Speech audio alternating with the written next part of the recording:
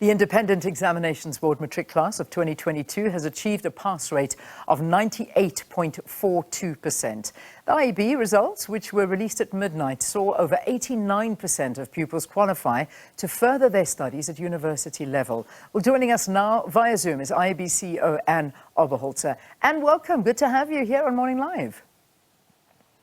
Good morning, Leanne. Thank you very much for having me. It's my pleasure. So a good year, certainly, for the IEB students. I mean, looking at that matric pass rate, 98.42%, I'm sure you must be very happy.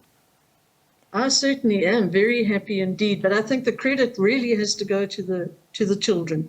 They had a difficult road. In grade 10, they almost missed the full year of learning. In grade 11, they were badly disrupted. So they've really had to knuckle under and say, well, the pandemic is what it is, and it's created the situation that we are in, and we've got to do the best we can. And they've done that. They've really done well. I think we also have to acknowledge the teacher community. They were really placed in a very difficult position because they were expected almost overnight to change their way of doing things. And we all know that once you're embedded and entrenched in a particular way of doing things, it's quite difficult to make a change. And the move to online teaching was a dramatic change for many of them. So well done to the teachers and well done to the pupils. They've done great work.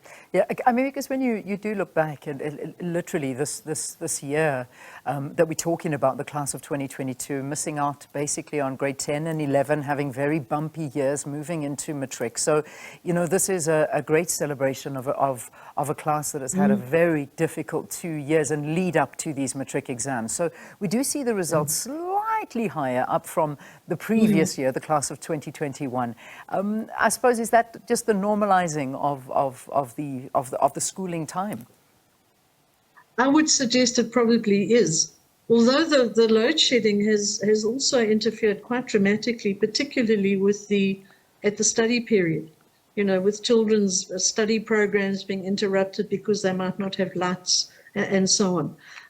So I suppose the pandemic prepared them to just deal with every problem that comes their way positively, so that they achieve well. Yeah, it certainly does. It's been difficult. Yeah, I know, in every direction you turn, because you do hear a lot of learners are struggling at this time. Schools are struggling. I mean, and these are pretty well-off schools. When we talk about IEB, I mean, they're getting their school fees in from the parents, and yet many of them still, you know, not able to afford running generators and getting off the grid and all that kind of stuff, and struggling through this load shedding. You know, this is the reality of how it is affecting the daily lives of South Africans. And sometimes we focus a lot on the economy and business, but sometimes we forget about how schools and students are struggling under this. Absolutely.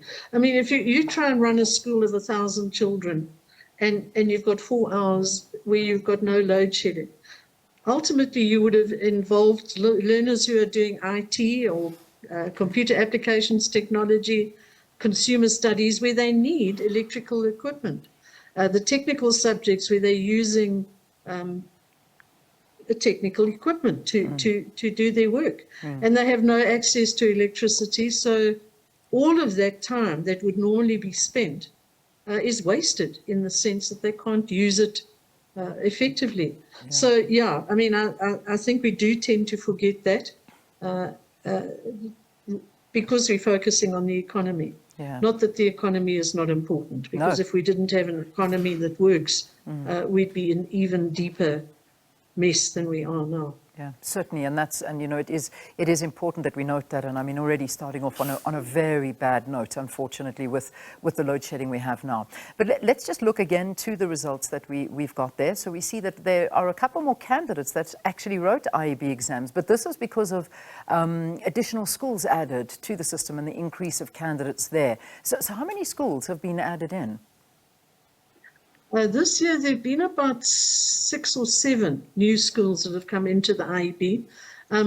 Quite a number that have come in through the online space. So online schools that started up perhaps at the beginning of the pandemic that are reaching grade 12 now.